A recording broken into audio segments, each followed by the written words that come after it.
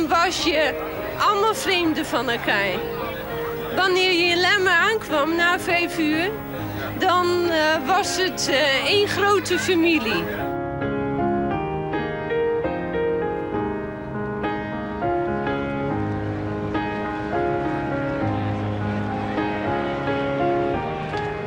Toen ik de Blauwe Wimpel overdroeg op de helft van Lemmer naar Amsterdam, toen moest ik wel even huilen.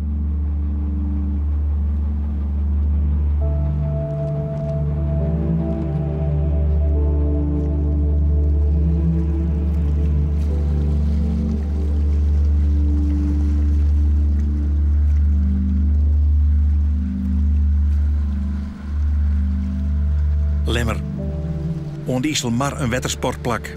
Jettiets onder Zuiderzee en de eerste jaren van IJsselmar meer een havenplak. Lemmer is eeuwig verbonden met visken, met varren, met skippen, met bootjes. De meesten jaren die kennen er oren over vertellen. Maar altijd komt er weer één naam boppen druwen. De Lemmerboot. De bijnaam van de Jan Niveen. Dit zijn beelden van een Lemmer uit jerdere tijden. De verbintenis met het water is duidelijk. En doet in 1700 de haven van de Kunder dichtslebben wie het duidelijk dat het vervier van het noorden naar het westen via de Lemmer ging zou. In 1870 was de NV Groningen Lemmer stoombootmaatschappij van de broer Niveen uit Greens oprichten. Haar eerste stoomskippen hieten dan ik de Groningen 3 en de Groningen 4. Maar er moest een vlaggenskip komen. En dat waren in 1928 de Jan Niveen, de Lemmerboot.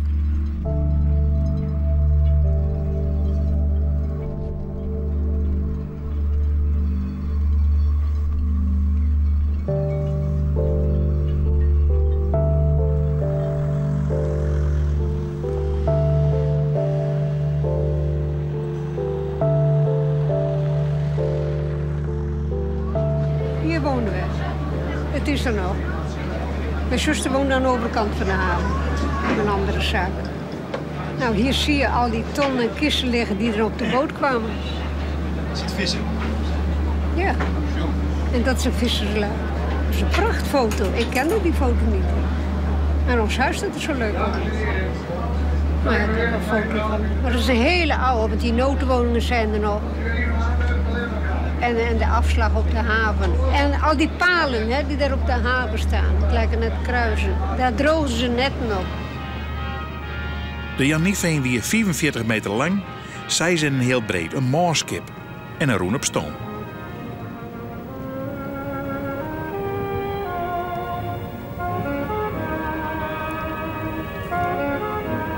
Urk, 16 april 1977. De Jan Niveen ligt klaar voor vertrek naar Lemmer. Het is de laatste boot die de nachtdienst Amsterdam-Lemmer onderhield, maar in 1958 verdreven is door het wegvervoer.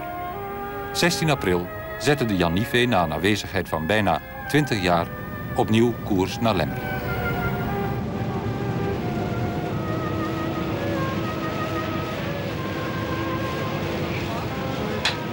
We hebben beelden van 2 ritjes waarom naar Lemmer.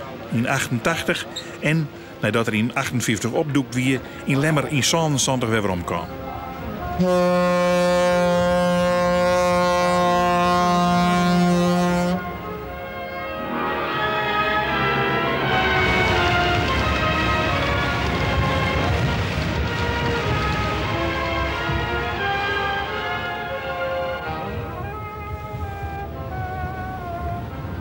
Oh, we gingen soms gewoon zomaar eens een dagje. Dan kon je de hele dag in Amsterdam zijn. Je ging 's nachts met die boot. 2 nachten met de boot. En dus dan was je 's morgens om 1 uur of 5, 6 uur was je in Amsterdam. Dan bleef je nog een beetje slapen, want je sliep gewoon heel lang. Dus was je heel vroeg. En s'avonds om 8 ging die boot weer weg. We gingen bijvoorbeeld wel naar winkelen natuurlijk. En Albert Kuip, weet ik veel.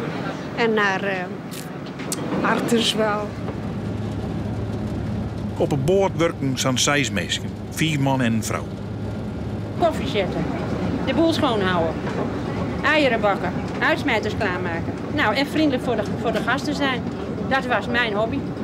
En mijn werk. Hoe was het leven hier aan boord? Gezellig. 5 mannen om je toe, maar wel de baas blijven. Dat was mijn motto. De Greense stoommaatschappij hier verzelt ik een soort volk in dienst. Honderden passagiers en een botsvracht het die al heen en weer. Binnen die directie, zeg maar, wilde de hoofddirecteur dat er op de Zuiderzee 1 mooi en prachtig schip zou gaan varen. En dat was dan dat schip wat naar hem vernoemd is, Jan Nieveen.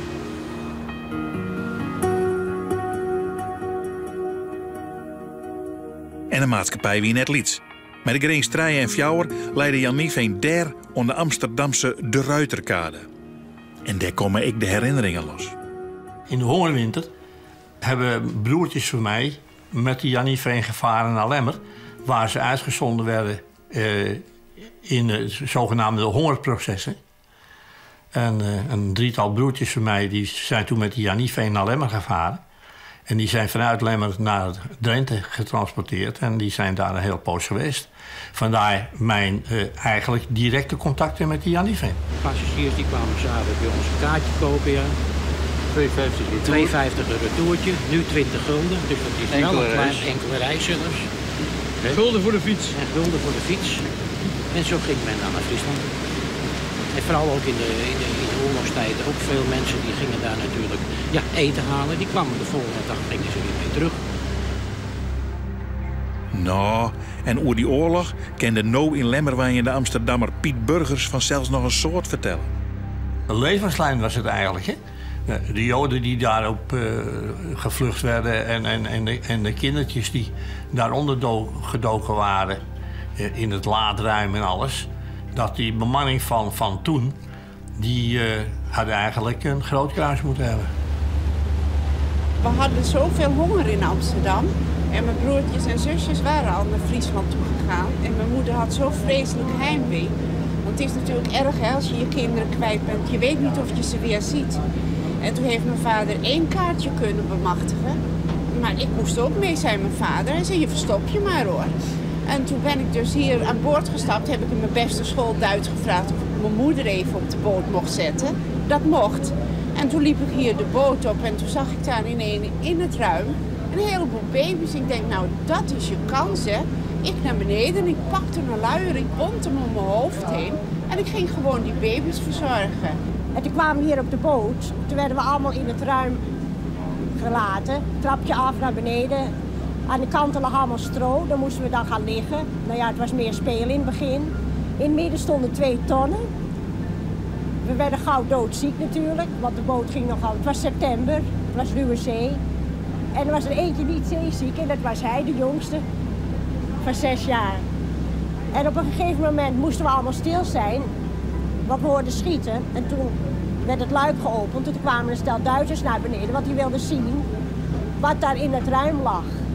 En toen zag je natuurlijk al... We waren allemaal doodziek hoor. Toen zagen ze die doodzieke kinderen. En dat vonden ze natuurlijk vreselijk. Het luik ging weer dicht. En even later ging het luik weer over. Toen kregen we allemaal een kopje thee met een biscuitje. En dan gaan we naar de Lemsterkant van het Jan Nieveen verhaal. Het is op het laatst de Lemmerboord. Wietse de Haan wie jarenlang wethouder, maar wie ik natuurlijk ooit een Lemster jonkje. Ik heb daar op de haven wennen. En dus ben ik altijd heel erg benauwd dat ik daar in de haven zo de mieter is zoeken. Dus het tocht altijd wel heel erg om mijn zo weinig mogelijk buiten te litten. Maar de keren dat ik dan buiten weer, dan zeg ik natuurlijk die grote boord. Voor mij weer dat een immens grote boord als liedjonkje. Dus van nou hier een 5, maar heb ik dat meemaken. Wist je wat die boord in de oorlog beleefd hier? Nou ja, ik heb zelf net zo gek voelen met die boord te krijgen. Ik zeg hem lezen dat er ongeveer 100 meter bij ons huis lei. En hij altijd moest draaien dat er tot de sluisvet moest. Dus dat is eigenlijk het enige wat ik in die tijd van de boord meekregen. Maar goed, letter, je stond een verhaal hoe die zorg heeft voor het vervoer van eten in de oorlogstijd. Het brengen van Joden van wellicht Amsterdam naar Friesland om onder te duiken. Dus het heeft een hele belangrijke episode geweest in de tijdrek van die boot, de oorlogstijd. Een jaar na de oorlog al kwam er een boek uit van Age Scheffer, een roman. de nachtboot naar Lemmer. Toen de toegang tot de steiger werd vrijgegeven, schuifelden de passagiers achter elkaar tussen de opeengestapelde vaten en zakken door naar de loopplank. Plotseling stokte de voortgang. In het donker kon niemand onderscheiden wat er aan de hand was. Vragen en tegenvragen flitsten van de een naar de ander. Maarten zag plotseling hoe enige meters verder naar voren een man zich omkeerde en haastig iets tegen zijn achterbuurman zei. Voor hij de boodschap hoorde, wist hij al hoe laat het was. Moffencontrole. Het was altijd chockvol. En inderdaad, als je dan op een Lemmerboot voer... Ik heb 1 keer een vrij lichte beschieting meegemaakt. Maar vanzelfsprekend brak er dan onmiddellijk een panische angst uit. Want in de trein kon je nog eens in de greppel kruipen. Maar als je dan zo midden op het water zit, dat is wel bijzondere belevenis. En toen ben ik gewoon klanten zien onder een zeil meegesmokkeld. Dus. Waar zat u onder het zeil? Nou, op het voordek. Er lag een dekzeil en daar heb ik onder gelegen. 6 uur lang? Ja. Maar ja, want er waren ook Duitsers aan boord. Dus daar heb ik me al die tijd verborgen gehouden. En toen ben ik afgehaald met een paardenwagen. En naar de bakken gebracht. Zo is het gaan. En ook, wij werden ook erg beschoten. Maar ik heb niks kunnen zien natuurlijk, omdat ik onder de zeil lag.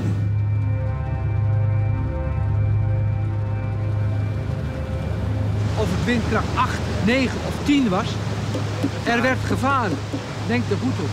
Ik kan er even aanvullen dat meneer Nieuwen, hun vader, die zei een keer tegen Schaafsma, dat was dus in 30 zal het geweest zijn, dus Schaafsma weigert, die twijfelde om te varen. Dus zegt meneer Nieuwenhuis, nou maar een Lemmerboot blijft niet liggen. Het geval was wel dat we 's nachts in het val verrukte de schroefwas kapot was en dat we 24 uur in het val gelegen hebben. Dus zegt Nieuwenhuis, een Lemmerboot blijft niet liggen. En inderdaad, we gingen varen. En de mensen die wilden gewoon, die verlangden dat hun pakketje de volgende dag op de plaats van bestemming was. Dat was de grote promotie van de Lemmerboot. En vis aan boord? En vis aan boord, dat moest de volgende dag op de afslag zijn. Er moest gevaren worden. Er was vee aan boord, nietwaar? Dat ging zeg maar het ruim in. Het vee, vooral natuurlijk schapen en zo. En dat ging naar het abattoir in Amsterdam. En dat moest gevaren worden. Koste wat het kostte. De situatie is zo sterk verhoren door die kwam, dat het door eigenlijk sticht die, hè. Daar hebben wij wel eens zijn, daar hebben wij natuurlijk te beslissen natuurlijk. Wij winnen ik maar fijn, maar hier doen nog een paar varen moeten, wat doen we dat nog net helemaal kleer, die ketelbregen die er nog net. Dus dan in de meesten er nog een hele hoop profieten van hebben kent, hè. En je hebt nog een soort passagiers in de laatste tijd? Simmerdij wel, in de bouwvak dan weer het hartstikke druk, hè. Maar jachtjes en zit hem altijd propvol, hè, heen en weer rond.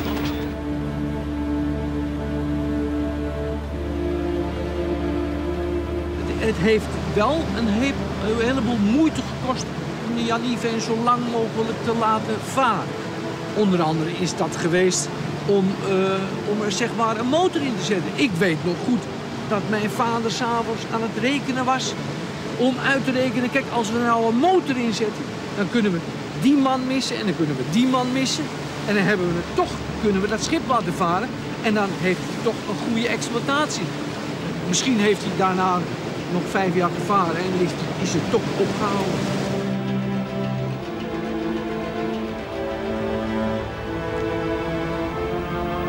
Nadat de Niveen in 1958 in Lemmer werd afgedankt, is het schip uiteindelijk als rondvaartboot in het deltagebied en de Biesbos terechtgekomen. Volga was de nieuwe naam. Maar ook daar werd hij afgedankt. Eigenlijk bestemd voor de sloop. Maar dat werd bekend in Lemmer. De Lemsters woonden bij haar. Zetten vrijwillig het schip bij in de verve en de goeie en ik wordt gearresteerd. Want de Lemmerboot hier voor haar een beschutting.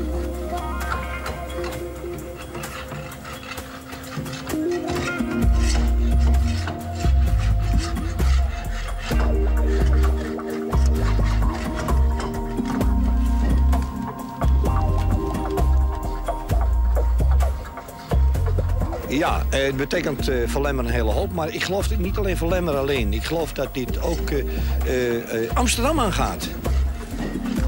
We willen proberen om de oude lijn Lemmer-Amsterdam in ere te herstellen. Dat wil zeggen, we willen proberen om 2 keer per maand de zogenaamde veerdienst Amsterdam-Lemmer weer te heropenen. Weer in de nacht? Ja, uiteraard in de nacht, ja. Piet Burgers no? Niet in de opzet om als lijndienst laten worden, want dat was natuurlijk uit de boze. Dat is veel te duur. Dat kon niet meer in deze tijd. Maar wij wilden daar eigenlijk rondvaarten mee gaan maken. En dat hebben we ook gedaan. Dat hebben we 10 jaar gedaan. En met succes. Ja, maar wat was dat succes dan? Herkenbaarheid? Ja, herkenbaarheid. Want van heinde en ver kwamen de mensen naar Lemmer om met de Jan Nieveen te varen. Toch die beeld uit vroegere dagen, wat wij allemaal graag zagen, is nu iets waar men alleen nog maar van droomt. Er is voorbij, de ene Toen deze boot vroeger de Lemmer in kwam, dan kwamen natuurlijk oors in de Lemmer. Nou, toen stond dat industrie te draaien. Dan weer dit het eindje van de daan. Daar hebben we nou die meisjes staan. En aan de andere kant die daan weer even kutter. En dan voerde de haven in. En dan moest het er door het sluis. En dan kwam er op zijn vertrouwd plekje, dan komt er nou weer. De teruggekochte Lemmerboot maakte zijn eerste reis met oude bekenden aan boord.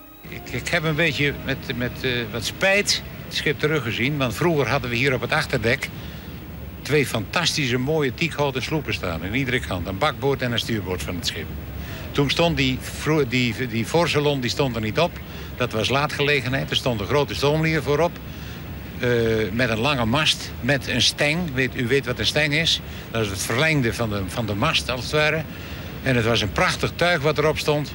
En dat heb ik gemist.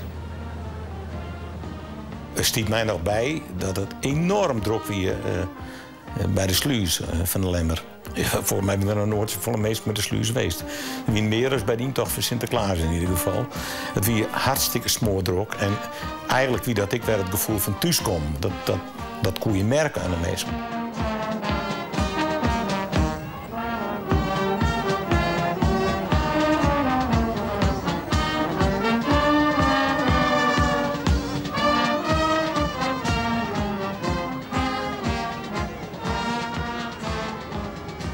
Maar zie je niet later, stierde net een mens meer.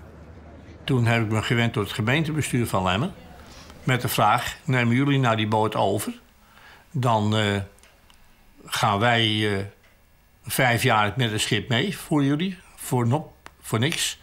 En wij willen dan mensen opleiden die dan na ons het schip voor jullie in de vaart willen houden.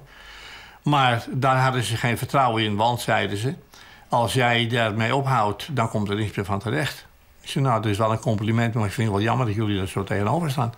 Want jullie moeten wel begrijpen, heb ik toen tegen de toenmalige burgemeester gezegd, dat je hier praat over een historisch schip, hè? En dat historische schip mag eigenlijk Lemmer nooit verlaten. Maar niemand wilde eraan beginnen. En vandaar dat wij hem toen verkocht hebben aan de heer Nicholson. Prima. Mooi. Fantastisch. Ja, wel. Iedereen helemaal te gek. Nou ja, wij vinden het ook gek. Ja, want wij zijn te laat. Wij staan hier 2 uur te wachten, maar... Ja, wilt u het mij verontschuldigen? Ja, dat is verder geen punt. Welkom aan boord. Mag ik u voorgaan? Ja, graag. Klein stapje naar voren. Hoe was de reis? Perfect. Ja? Ja, perfect. Mooi. Zijn er nog meer mensen die hier zijn? Ja, er zijn nog meer. Kom op. De gemeente had hem toen net gekocht, omdat de gemeente net Kepicoer. Wij waren in die tijd artikel 12, de gemeente, dat betekende dat wij financieel failliet waren. Wij mochten bij wijze van spreken net iets, een typemachine Kepi zonder taststemming van de provincie. Toen wij later de Lemmer 50 kochten, toen zit ik wel in het college. Toen hingen wij het financieel rommer. Wij hadden geen artikel 12 meer als gemeente. En we konden dus de beschikking hebben over onze eigen centen. Lemmer had nu zijn eigen boot, de LE50. En de Jan Nieveen die kwam nog 1 keer weer om. Doet er 60 hier bestieren. Maar toen weer er niet in wel weer volk.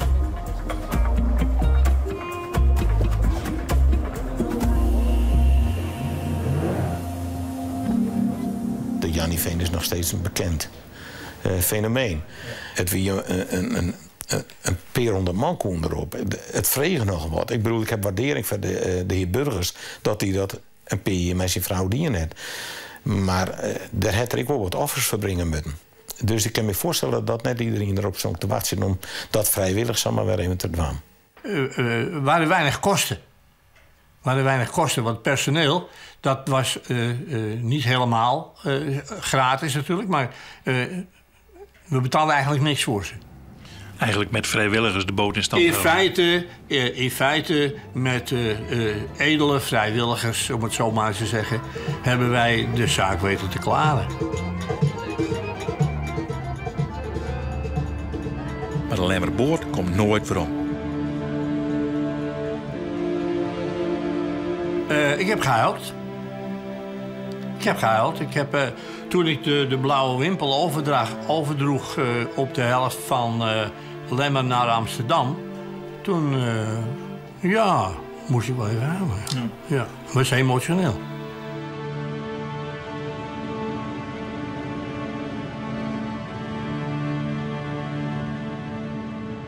Als ik geweten had dat de eigenaar, de heer Nicholson, dat hij het schip maar voor een jaar in Amsterdam zou houden en dan ging verkopen naar Rusland of naar Finland, dan had ik hem niet verkocht.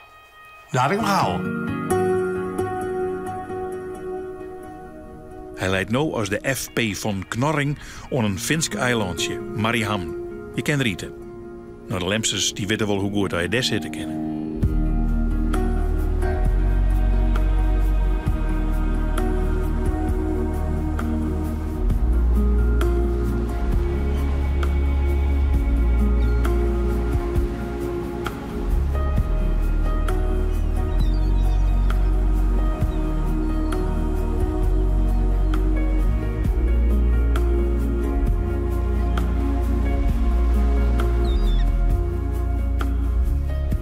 Na een week alweer de laatste paard waarom van dit hier. En dan gaan we echt weer waarom naar het PEB. Weet je hem nou wel? Baken en Beppe. Provinciaal elektriciteitsbedrijf. Een sociaal, maar ik een eigen bedrijf van Friesland. Maar via een fusie kwamen we bij het NUON. En doe veroordeelt het allereer.